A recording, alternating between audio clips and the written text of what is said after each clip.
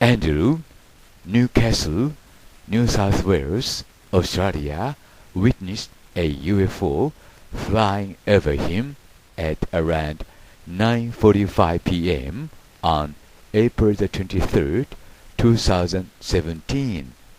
Here is a report from Andrew. 私が息子を家に置いて、ちょうど私の車から私が出る時のことでした。私の車から2、3メートルのところにある家まで歩いていました。夜空がとてもきれいだったのに気がつきました。それは例外的にきれいな空でした。私はいつもの時よりも一体いくつの星が見えるのかと考えていました。私は中国での6週間の休暇を終えて帰ってきたばかりでした。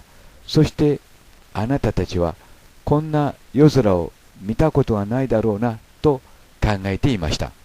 そんな星空を眺めていると、私の隣人の家の上の方を何かが動いているのに気がつきました。最初、空の一部が動いているかのように見えました。それはその後ろの星を黒く塗りつぶすような大変広い面積のものでした。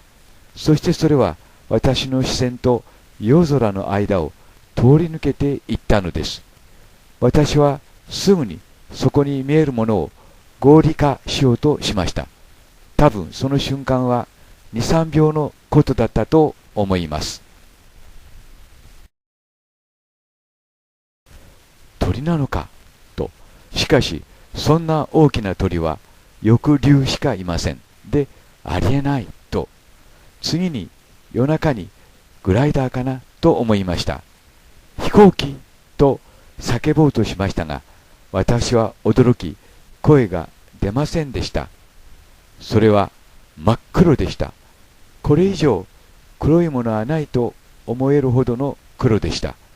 先頭の端に8個くらいの薄明るいライトがついていました。それはブーメラン型のようでしたが、それほど曲がっていなく、中央に胴体のない飛行機の翼だけのように見えました。それが全く無音で、飛ぶというよりは滑るように滑空していきました。それは地上から20メートルほどの高さを飛んでいましたので、大きさは幅10から12メートルくらいではなかったかと思います。その次の日からそれについて考えていましたが、何にしろ真っ暗であったこともあり、距離がわかりませんでしたが、例えば飛行機が飛ぶ数百フィートの高さであるなら、それはジャンボジェットあるいはそれ以上に大きかったということになります。が、そうだとするなら全く無音であったため、さらに驚くべきことということになります。で、私は家の中にいたもう一人の息子を呼ぶために振り返りました。私が家を出た時にはドアは開いていて、網戸だけが閉まっていましたが、私が外へ出ている間にドアは閉まっていました。私は息子には声は聞こえないだろうと思い、叫びませんでした。で、その後すぐにその UFO を見ました。それは南の方向にやがて視界から消えるように飛んでいくところでした。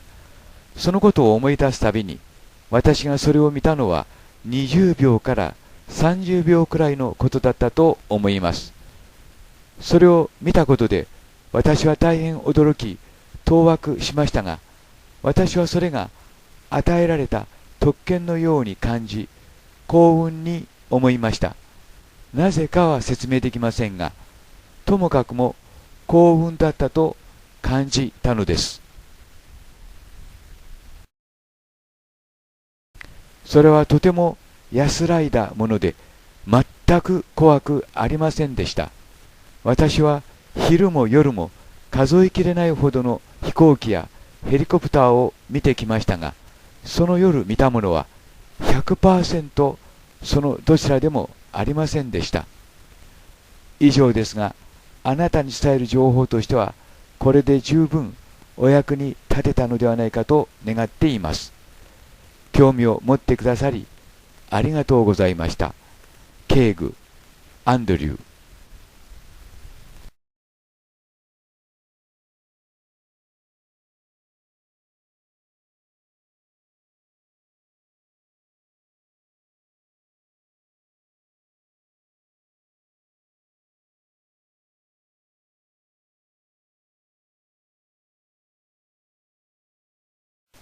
Jimmy Carter once said on October in 1969 as follows: It was the darndest thing I ever seen. It was big. It was very bright. It changed colors, and it was about the size of the moon. Hiroshi Hayashi, Hamama City, Japan. 1969年10月のジョージア州レアリーでの UFO 目撃についてインタビューに答えて、元アメリカ大統領のジミー・カーターは次のように答えている。それは私が見た中でも最も不愉快なものだった。それは大きくて明るかった。色を変えた。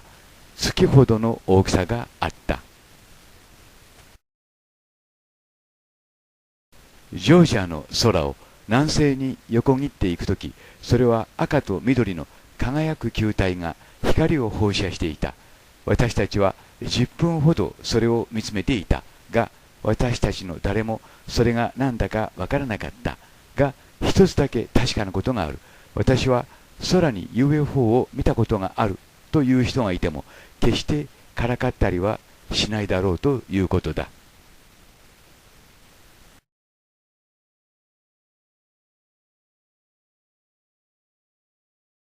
宇宙飛行士のスコット・カーペンターも次のように述べています。今まで宇宙飛行士が宇宙にいたとき、宇宙飛行士が一人でいたことは一度もなかった。いつも UFO の監視下にあった。宇宙飛行士のスコット・カーペンターは1962年の5月24日、軌道上にいるとき UFO を写真に収めている。NASA は未だにその時の写真を公表していない。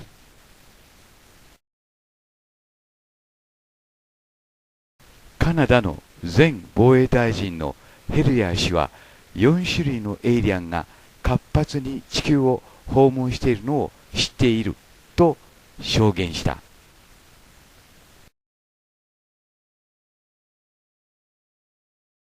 ベルギーの空軍将軍副長官のウィルフレッド・デ・ブラウアーは次のように語っている。かなりの数の異常な現象がベルギーの空域で起きているという結論に空軍は達している。地上からの多くの証言とその後の追加証言によれば、1990年の3月30日から31日にかけての夜にかなりの数の未確認物体の空中行為が起きたという仮説に直面することになった。今のところ攻撃的な姿勢は全く見られていないし、人々を不安にさせたり交通機関に影響が出るということはない。そのためこうした推定されるエイリアンの行動が直接的な脅威になるとは考えていない。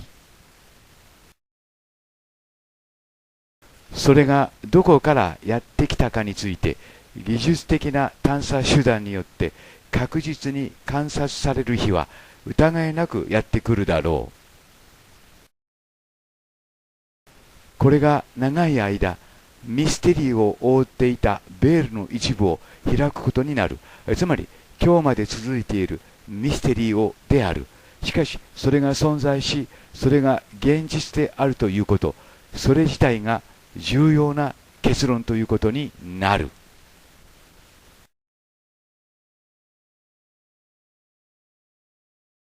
1947年ロズウェルでの経験に関してウォルター・ホントは次のように述べている。1947年当時、ロズウェル陸軍航空隊広報部所属だったウォルター・ホント中尉は、ロズウェルでの UFO 墜落事件について次のような宣誓供述書を自分の死後に開封するようにと残していた。ホントは2005年の12月に死亡したが、その文書は2007年の6月に公開された。彼はウィリアム・ブランシャード大佐、ロジャー・ランメイ将軍及び第8陸軍司令官などの高官に会ったことの話のほか、 UFO を見たこと、エイリアンの死体を格納した容器を見たことを供述している。CIA の心理作戦の創設者メンバー兼 NATO のアドバイザー、ジョセフ・ J. ブライアン大佐は次のように述べている。これらの UFO は有人無人コントロール、あるいはその両方の地球を観察するための組織的な宇宙航行装置である。 UFO の目撃例を含め、情報は未だに公式には未公開のままとされている。CIA の上級ディレクターの特別補佐官であるビクター・マッケイティは次のように述べている。 CIA は UFO 現象をどう捉えているかについて、私たちは事実としてエイリアンとコンタクトを取ってきたし、訪問さえ受けている。で、アメリカ政府は他の地球上の国家中枢部と話し合いをし、外惑星人、つまりエイリアンの情報は一般から遠ざけるように決定している。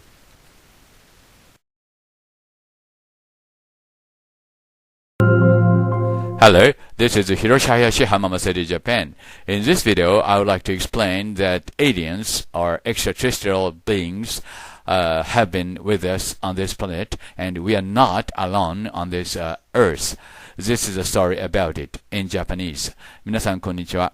今日はこの地球にはですね、エイリアンがずっと、私たち人間と共にいるという証拠を皆さんにお話したいと思います。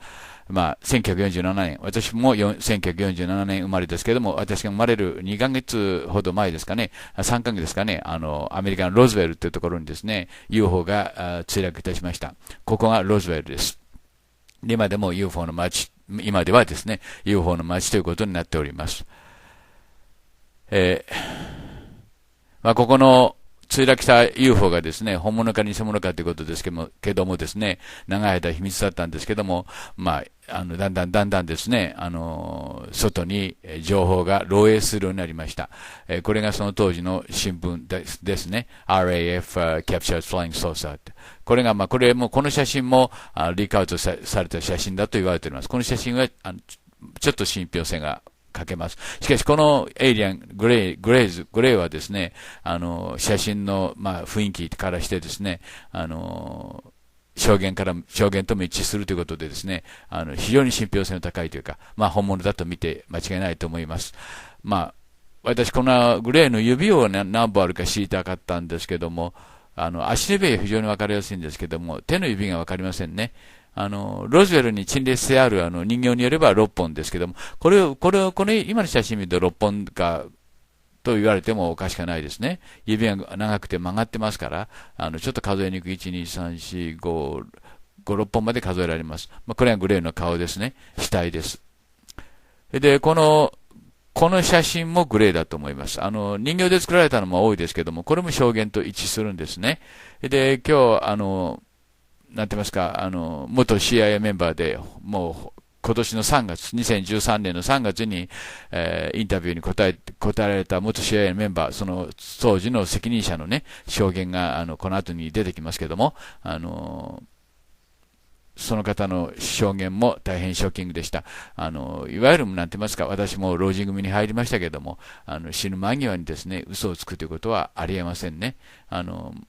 ありえないということは、自分の、なんて言いますか、人生観と照らし合わせても、そういうことはありえませんね。では、元 CIA メンバーでエリア51を出入りし、その報告をアイゼンハワー大統領、それから、partial interview with him. So what did this gray alien look like? Could you describe him a little bit? This one looked a little bit oriental. So I'm just wondering if it looked almost human, what about this didn't look human? No, it didn't look human as far as the skin tone and basically the shape of it and the size. How was its head size compared with a normal human, for example? Brain was kind of a little bit bigger. Mm-hmm. And some of the nose was very, very small. And the ears were just like holes. Mouth was very small. Now, why were they bringing you out here at all, anyway, to see an alien? What was the point?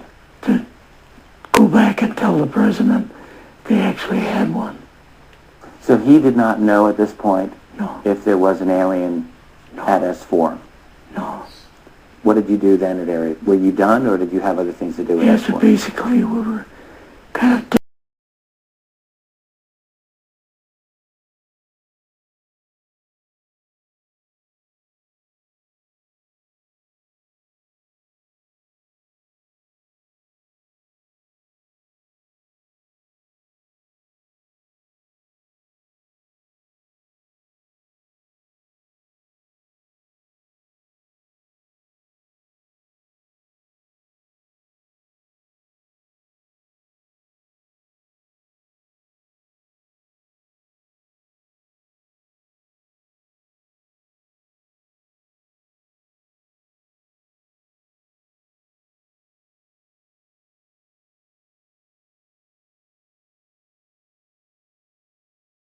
savoir que ceux qui nous observent de loin sont inquiets. J'ai vu et entendu et écouté plusieurs des dirigeants d'autres planètes qui sont très inquiets parce qu'ils s'interrogent sur la voie que l'Union européenne va poursuivre. Et donc il faut rassurer et les Européens et ceux qui nous observent de plus loin.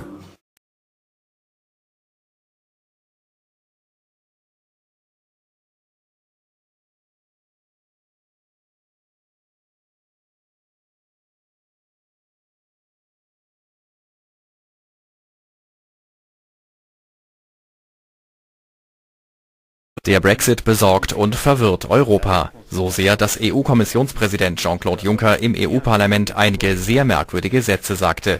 Die sorgen jetzt für Aufsehen. Auf Französisch klingen sie so.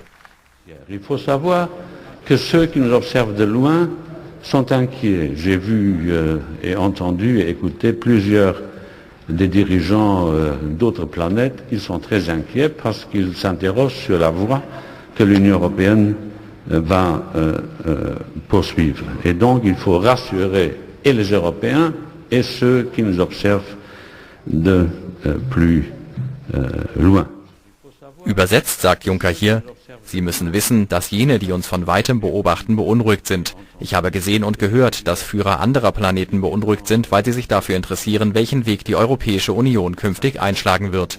Und deshalb sollten wir die Europäer und jene, die uns von außen beobachten, beruhigen. Kurios, im offiziellen Transkript der Rede fehlt genau die Stelle, an der Juncker von den Führern anderer Planeten redet. Französische Medien spekulieren nun, dass Juncker sich schlicht versprochen habe und die anderen Führer unseres Planeten meinte. Denn dass der EU-Kommissionspräsident an Außerirdische glaubt und das auch noch offiziell sagt, diese Geschichte scheint selbst in Brexit-Zeiten doch unglaubwürdig.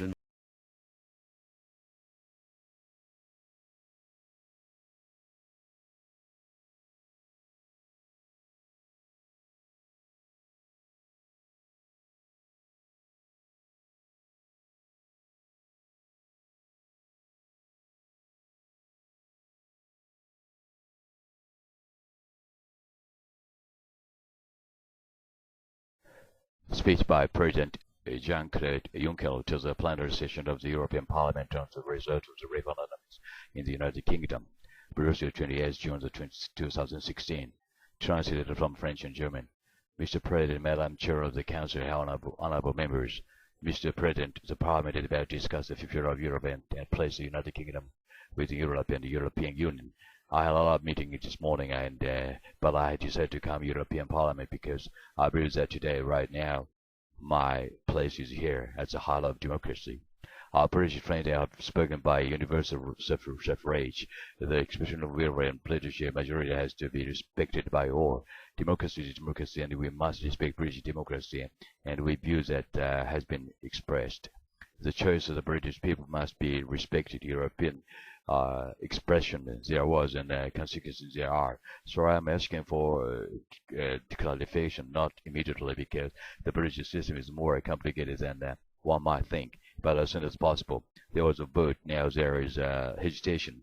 Lord Head, my friend, my brother, has drawn to his conclusions. He is a true Democrat. I would like to others to draw the conclusion of the expression of the British popular will. I will read and heard the President of the parliamentary groups with a few expressions have responded with the emotion to the result of the British referendum. Indeed, Europe is more than just a matter of the head. Yes, we must remain rational. But when we are sad, we should be allowed to say so much. I'm saddened by British vote and make no secret of it. This isn't sentimentality. It is my profound conviction. I would have liked the United Kingdom to stay forever by our side. With us, it has decided otherwise. We must accept the consequences. The Prime Minister, whom I will be seeing later this morning, remains.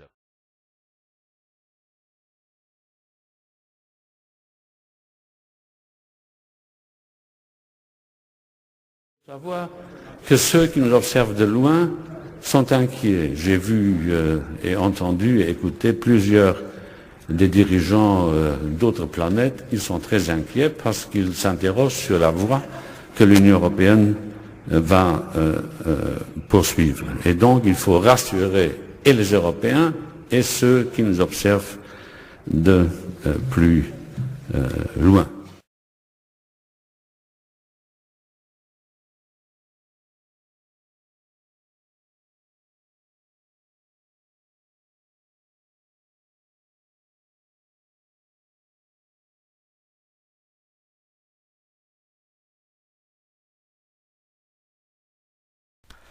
Hello, this is Hiroshi Hayashi, Hamama City, Japan. This is a sort of a interview program of Hon Paul Pele, the former Prime Minister of Defense and Force in Canada. And he said, alien life forms present among us. This is the story about it with my translation. Thank you very much. It's great to have you with us on our show. Why do you say that UFOs are as real as the airplanes flying over our heads? Well, because I know that they are. They've been, as a matter of fact, they've been visiting our planet for thousands of years. And one of the cases that would interest you most, if you give me 2 or 3 minutes to answer, is during the Cold War, 1961, there were about 50 UFOs in formation flying south from Russia to across Europe, and the Supreme Allied Commander was very concerned and about ready to press the panic button when they turned around and went back over the North Pole. They decided to do an investigation, and they investigated for 3 years, and they decided that with absolute certainty that 4 different species at least, had been visiting this planet for thousands of years. So we have a long history of UFOs, and of course there's been a lot more activity in the last few decades since we invented the atomic bomb, and they're very concerned about that and the fact that we might use it again. And because the whole cosmos is a unity, and it affects not just us but other people in the cosmos, they're very much afraid that we might be stupid enough to start using atomic weapons again, and this would be very bad for us and for them as well. So no serious scientist has ever publicly confirmed evidence of an encounter with extraterrestrials. Why would scientists not confirm the facts if they exist? I'm afraid they must go out of their way not to find, because if they did, you know, even 10% of the amount of research I've done in the last 8 years, they would be as convinced as I am. I mean, they could do it even faster. Might take them a little longer, a military background, but there are so many wonderful books that tell these stories, and they've been authenticated. The sightings have been authenticated by more than one witness, and also by radar, and they have landed in various places around the world, including Russia. There's a famous case there. I can't remember the name of the place, but it was widely reported at the time. A man wrote a book about it, and then the French bought the book rights so that it wouldn't be circulated around. There's just so much evidence. Take the time off to do a little bit of research and study, but people just are, you know, some people are interested and will take the time, and the others just say, oh, you know, it's just fantasy. Mm-hmm. But since I've been public on this subject, I get probably 3 or 4 emails a week from all over the world, from people who have actually witnessed sightings, and some of them who have actually been on the ships, and some of them who have actually been transported to another planet. And so this information is not, you know, it is top secret in a way that the governments aren't talking about it. But if you listen to the whistleblowers and the people who have worked in the industry and who know what is going on, there is just a lot of information out there, and it doesn't take very long to get your hands on it. But see, the problem is that some people who report UFO sightings and alien abductions have been shown to make things up, and to make things up to be famous, to make money, or just for a prank. How do we tell fiction from a fact? Well, you have to spend a lot of time trying to find, we used to say, separating the wheat from the chaff, and it takes a lot of effort. When I was minister, I got sighting reports, and when we checked them out, about 80%, about 8 out of 10, were not real. They were sights of Venus or plasma or, you know, a dozen other things. But there were 15 or 20% for which there was no explanation, and they were the genuine unidentified flying objects.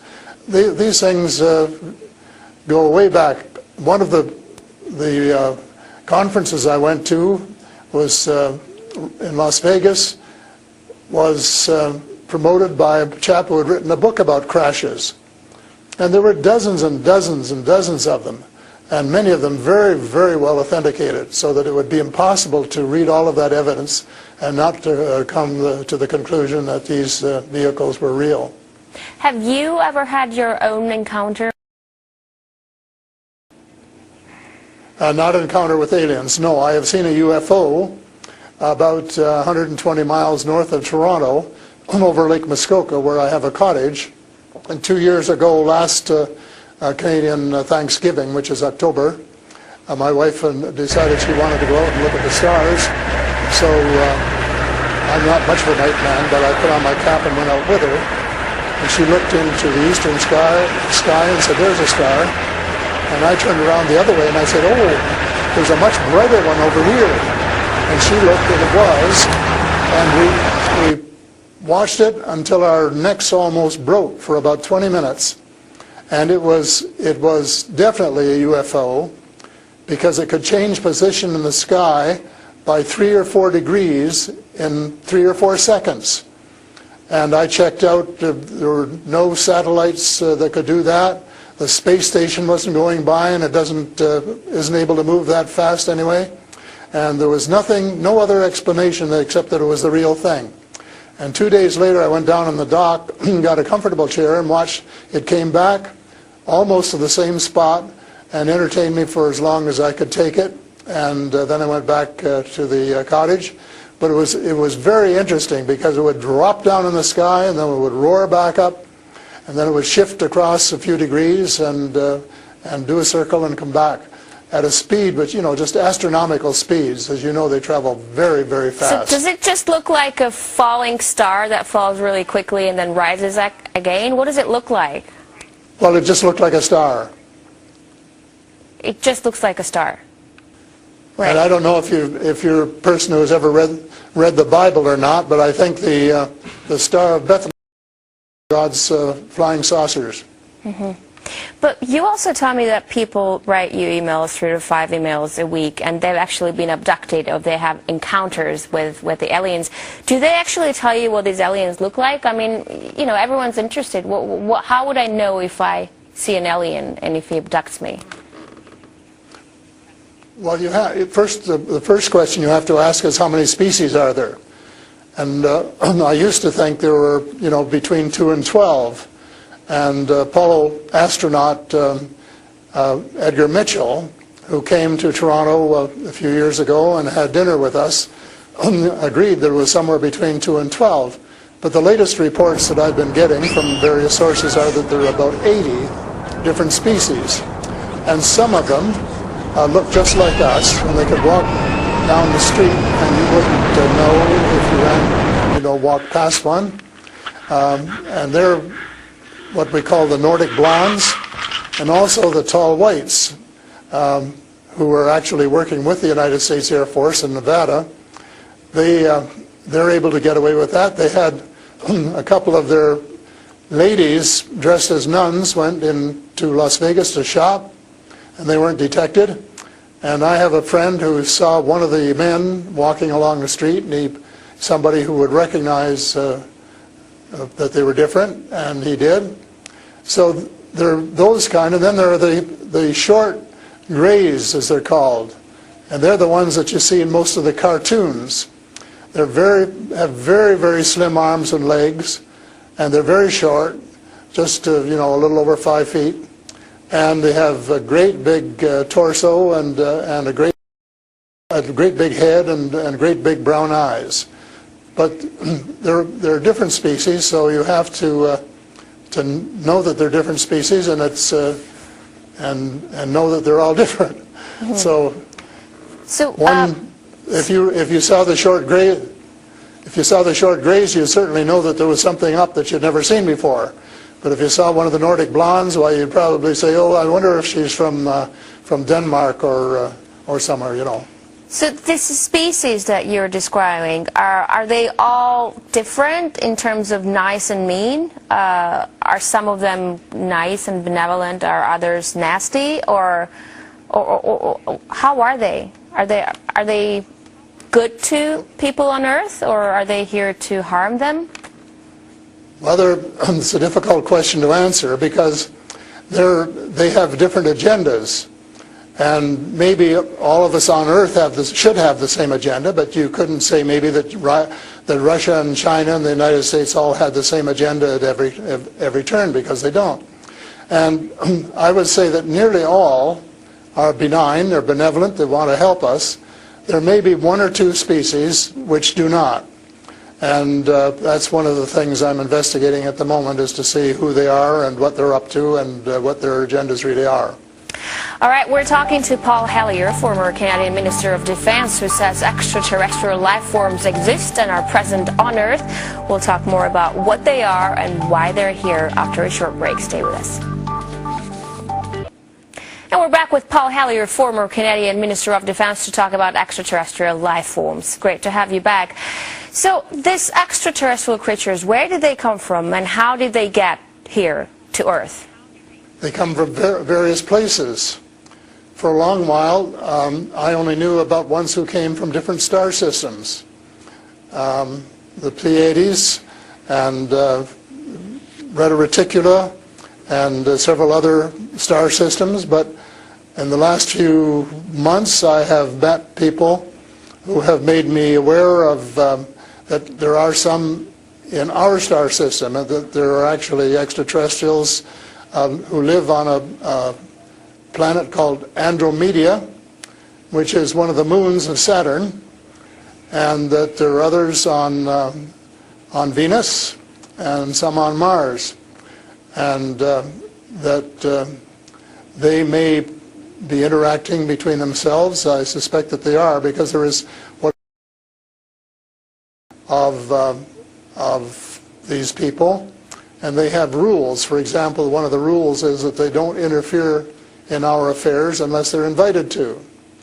And that's one of the reasons probably that we haven't seen more of them until very recently. And so but what do you mean? There are a lot of people who want to interact with them. There are a lot of people who actually want to see them and know who they are. What, they need a special invitation to interact with us? What does it mean? They don't want to interfere into our affairs. They want to tell us how to run our affairs. They have accepted the fact this is our planet and that we have the right to run it. But they're very, very concerned. They don't think we're good stewards of our planet. We're not. We're clear-cutting our forests, and we're polluting our rivers and our lakes, and we're dumping sewage in the oceans, and we're doing all sorts of things which are not what good stewards of their homes should be doing, and they don't like that, and they've made it very clear. And as a matter of fact, they have given us a warning. How? And this has come from more than one source. How have they made it clear? What have they done? They have talked to people. One of the chaps I talked to about a month ago was interacting with them in 1974, he and his brother, in Peru. And they were taken to Andromeda, teleported. And they were told what the people there think, and that we're really wrecking our planet, and in fact that something dreadful is going to happen to it if we don't smarten up and change our ways. We spend too much time fighting each other, we spend too much money on military expenditures and not enough on feeding the poor and looking after the homeless and the sick, and that we are polluting our waters and our air, and that we're playing around with these exotic weapons, thermonuclear weapons and atomic weapons, which have such a devastating effect both on our Earth and on other areas in the cosmos, and they don't like that. And that's the reason they would like to work with us to teach us better ways, but only, I think, with our consent. And they work through individuals, and they try and pick out individuals who won't be frightened to death of them, because they can give you quite a fright. One of the cases I'm familiar with was the tall whites in Nevada, where the United States Airmen working with them, were just frightened to death of them. And one, Charles Hall, rescued the daughter of one of the high-up people in the tall whites, and as a result became very good friends with the mother. And as soon as they could trust each other, they had a wonderful relationship. And he wrote a book about it. It's called Millennial Hospitality. Millennial Hospitality. And it tells you how you go through these stages of being scared out of your wits. But then when you establish a trust and a working relationship, why you can have the same relationship, same kind of relationship that you would have with someone here on Earth. But here's what I'm thinking. If you're outing their presence, which is clearly not what they want since they're hiding, why aren't they so afraid of, why aren't you afraid of repercussions?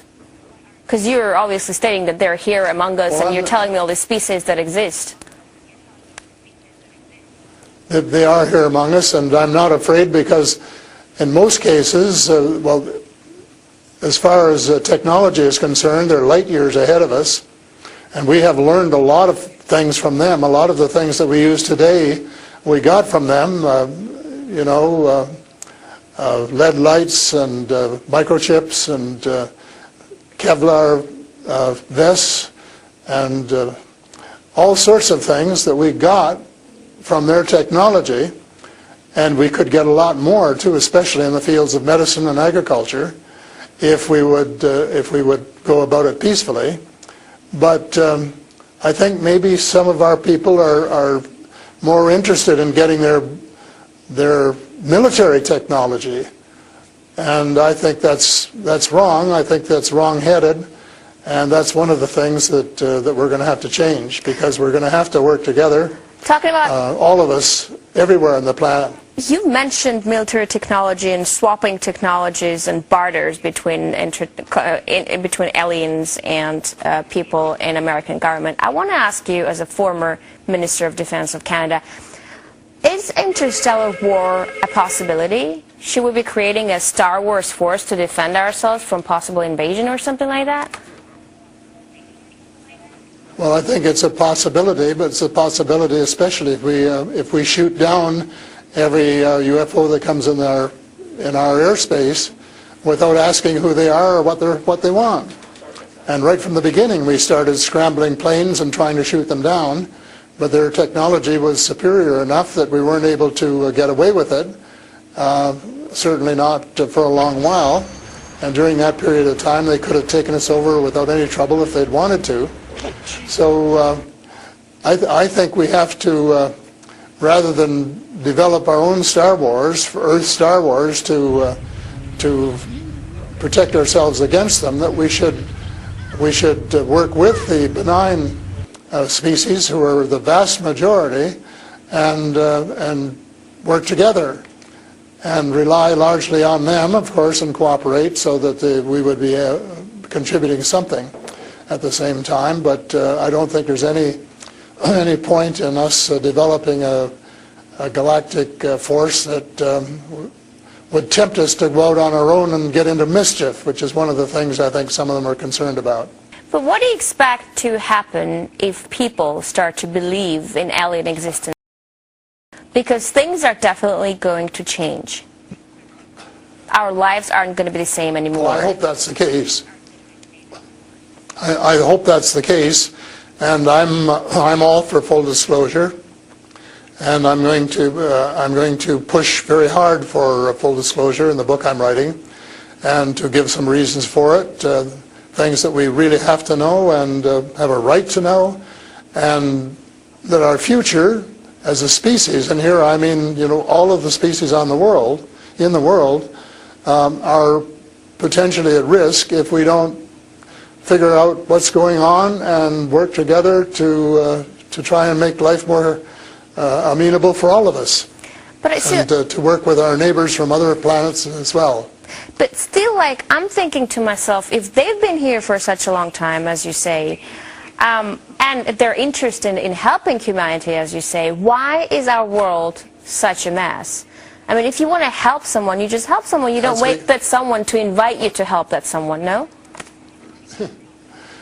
Well, I don't, it's something that I think parents can sometimes say to their children, this is what you should do. But that doesn't mean the children are going to do it, does it? Because the cosmos is based on free choice. And we're given the option of making mistakes, of making wrong choices. And I guess what bothers some of us is we've made too many wrong choices and not enough right choices. So we're going to have to start switching our priorities and stop spending so much time and effort and weapons to kill each other or to dominate each other, and spending a lot more time on how to help each other to have a better society and life which is healthier, and where the health care is better, and where the food distribution is better, and where the air is cleaner and the water is cleaner, and all of those things that are waiting to be done if we just get together and row, as we say, rowboat, row in the right direction, the same direction. And it's possible, but it's a tall order, and so far we haven't done it. My thesis will be that we have to do it, and we have to start doing it right away. Thank you so much for this interesting interview and insight on extraterrestrial life. That was Paul Hellyer, former Canadian Minister of Defense. He says aliens exist and live among us on Earth. That's all the time we have for today. I will see you in the next edition of Sophie & Co.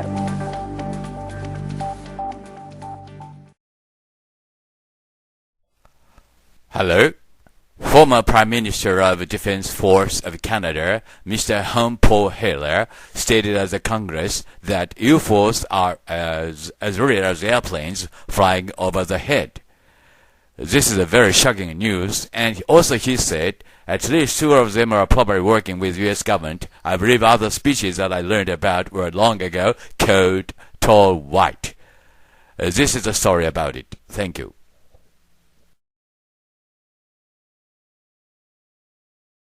To speak to a symposium at the University of Toronto, and I said UFOs are as real as the airplanes flying overhead.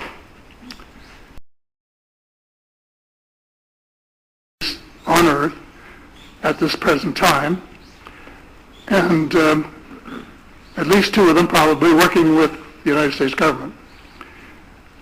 The other species that I learned about not too long ago was called the tall whites. To become spiritual beings and practice the one tenet that the world's major religions have in common, and that is the Golden Rule.